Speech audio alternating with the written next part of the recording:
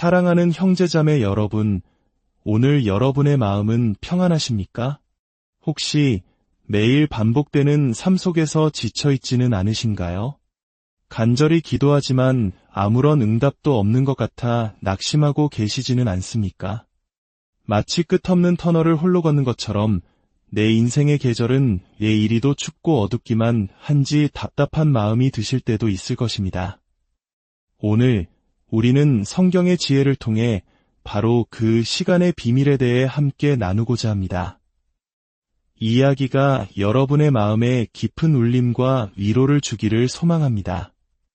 만약 오늘의 말씀이 당신의 영혼에 작은 빛을 비춘다면 이 영상을 소중한 이들에게 공유해 주십시오. 하나님의 은혜를 나누는 것은 또 하나의 아름다운 씨앗을 심는 일입니다. 이 말씀을 듣는 모든 분들에게 주님의 평강이 함께 하시기를 기도합니다.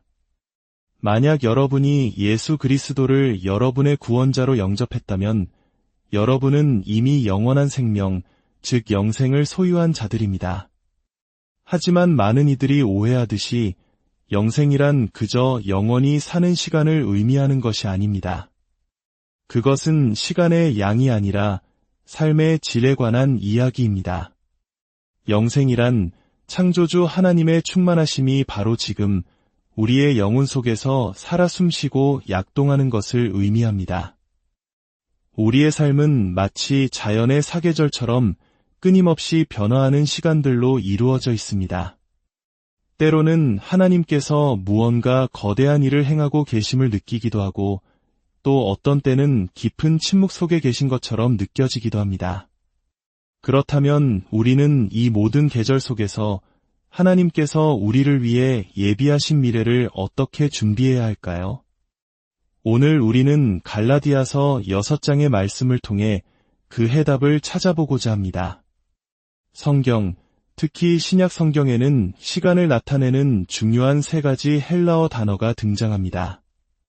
첫 번째는 크로노스입니다. 이는 우리가 흔히 생각하는 물리적으로 흘러가는 시간을 의미합니다. 초가 분이 되고 분이 시간이 되며 하루, 한 주, 한 달, 1년으로 이어지는 연대기적 시간이죠. 시계의 초침이 똑딱, 똑딱 소리를 내며 규칙적으로 움직이는 바로 그 시간입니다. 우리는 크로노스를 더 빨리 흐르게 할 수도 더 느리게 할 수도 없습니다. 그저 묵묵히 흘러갈 뿐입니다. 두 번째 단어는 카이로스입니다. 오늘 본문 구절에 나오는 때가 이르면이라는 구절의 때가 바로 이 카이로스입니다. 카이로스는 단순히 흘러가는 시간이 아닙니다. 이것은 전략적이고 결정적인 시간, 바로 하나님의 때를 의미합니다. 기회라는 단어의 어원이기도 한 카이로스는 하나님께서 우리의 삶에 개입하셔서 특별한 기회를 창조하시고 평범함을 넘어선 비범한 무언가를 일으키시는 극적인 전환의 순간입니다. 마지막 3번째 단어는 플레로마입니다. 성경에서는 때가 참회라는 표현으로 번역되곤 합니다. 이는 카이로스의 순간이 모여 마침내 완성된 상태, 즉 하나님의 약속이 온전히 성취되는 충만한 시간을 의미합니다. 오늘 말씀은 우리에게 이렇게 권고합니다. 낙심하지 말라, 포기하지 말라, 수건을 던져버리지 말라. 왜냐하면 지금 당신의 눈에는 그저 똑딱거리는 크로노스의 시간만 보일지라도 보이지 않는 곳에서 하나님께서는 당신을 위한 카이로스의 순간을 준비하고 계시기 때문입니다. 아무 일도 일어나지 않는 것 같고 내 인생의 계절은 도무지 바뀔 기미가 보이지 않아도 우리는 하나님의 신성한 전환, 즉 거두어드릴 그 약속의 때를 기다려야 합니다. 바울 사도는 우리의 신앙생활을 농사에 비유합니다. 우리는 영적인 농부가 되어야 합니다. 갈라디아서 6장 7절은 이렇게 말씀합니다. 스스로 속이지 말라. 하나님은 업신여김을 받지 아니하시나니 사람이 무엇으로 심든지 그대로 거두리라. 자기의 육체를 위하여 심는 자는 육체로부터 썩어질 것을 거두고 성령을 위하여 심는 자는 성령으로부터 영생을 거두리라. 이것은 우주적인 법칙입니다. 농부가 옥수수를 심지 않고 옥수수밭을 기대하지 않듯 우리도 심지 않은 것을 거둘 수는 없습니다. 우리는 두 종류의 밭에 씨앗을 심을 수 있습니다. 하나는 육체의 밭이고 다른 하나는 성령의 밭입니다. 육체의 밭에 심는다는 것은 인간적인 생각과 세상적인 관점으로 살아가는 것을 의미합니다. 예를 들어 무책임한 소비 습관이라는 씨앗을 뿌려놓고 하나님께 더 나은 재정 상황을 거두게 해달라고 무릎 꿇고 기도하는 것과 같습니다. 이것은 하나님의 법칙을 무시하는 것입니다. 반면에 성령의 밭에 심는 것은 하나님의 관점과 그분의 말씀을 따라 살아가는 것입니다. 인내와 친절, 기도와 순종의 씨앗을 심는 것입니다. 그리고 그 결과로 우리는 영생을 거두게 될 것이라고 성경은 약속합니다. 여기서 어떤 분들은 이렇게 질문할지도 모릅니다. 잠깐만요. 저는 이미 크리스천이고 영생을 가졌다고 생각했는데요. 네, 맞습니다. 당신은 영생을 소유하고 있습니다. 하지만 영생을 소유하는 것과 그 영생을 매일의 삶 속에서 경험하는 것 사이에는 큰 차이가 있습니다. 문제는 이것입니다. 내가 영생을 가졌는가, 가 아니라 영생이 나를 사로잡고 있는가 하는 것입니다. 영생은 단순히 영원히 사는 것이 아닙니다.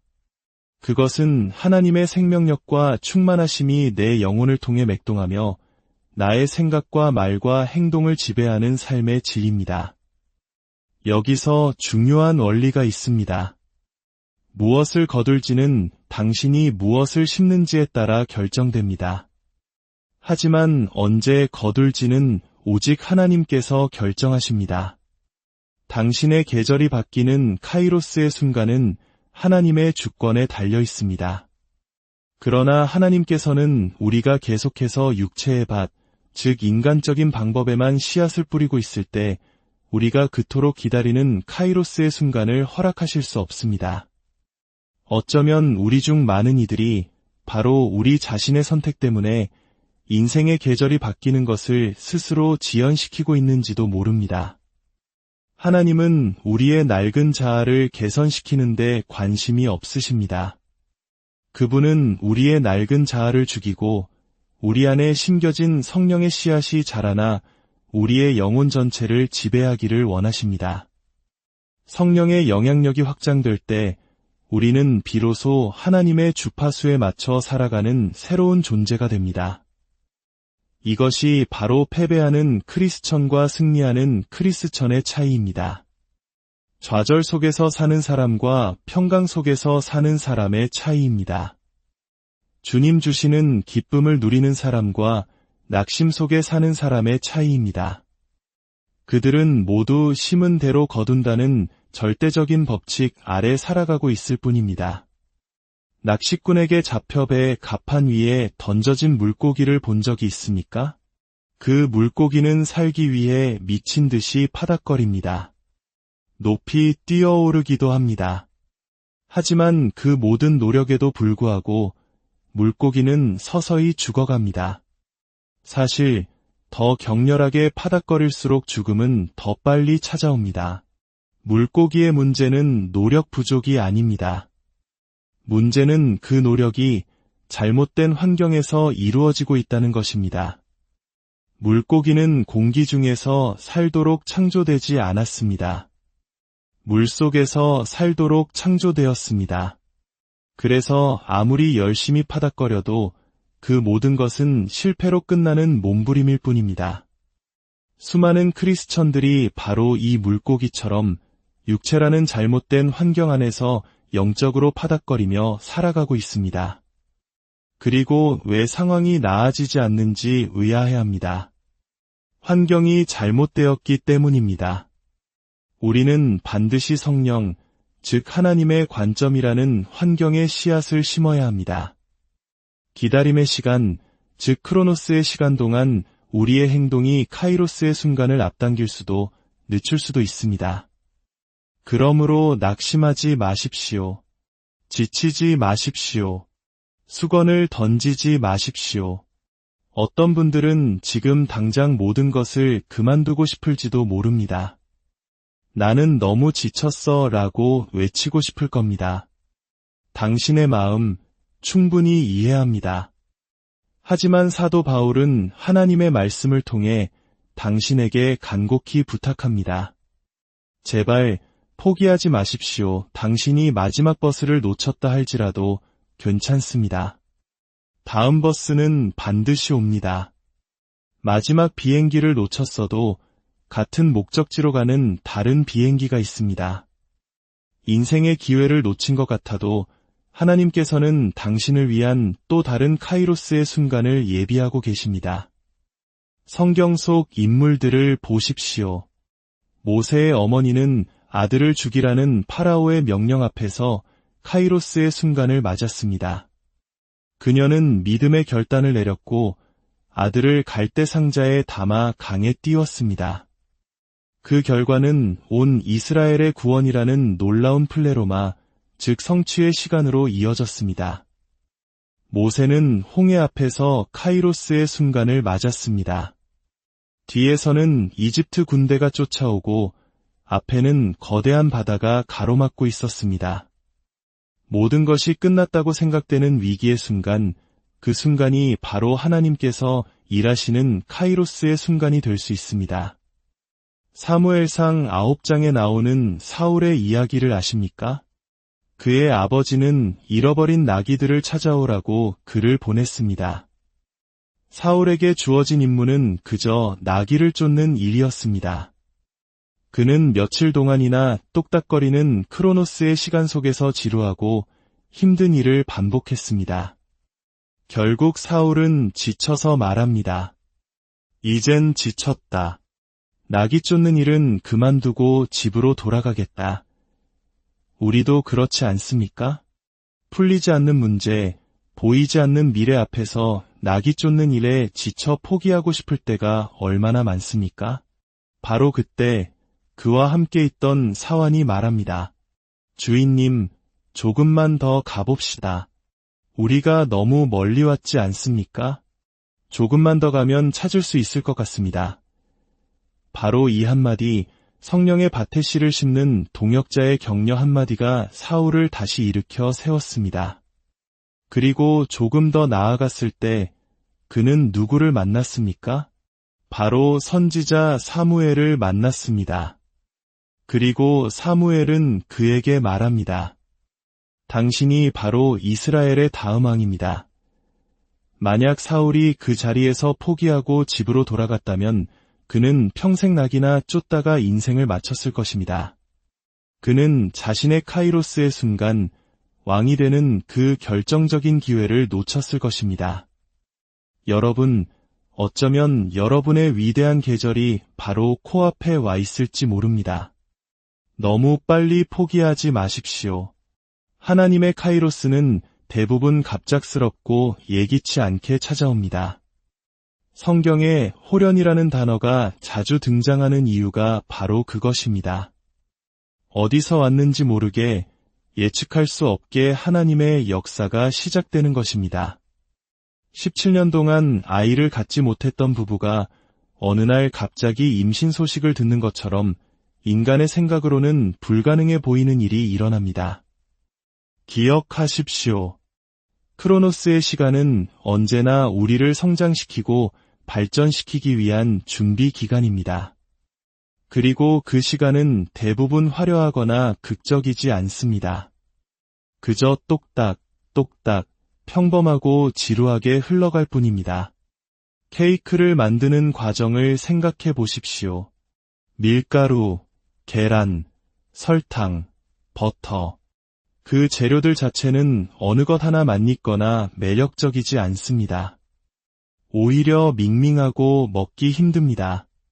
하지만 이 모든 재료들이 함께 섞이고 뜨거운 오븐의 열기를 통과하는 과정을 거치면 마침내 달콤하고 아름다운 케이크가 탄생합니다. 우리의 인생도 마찬가지입니다.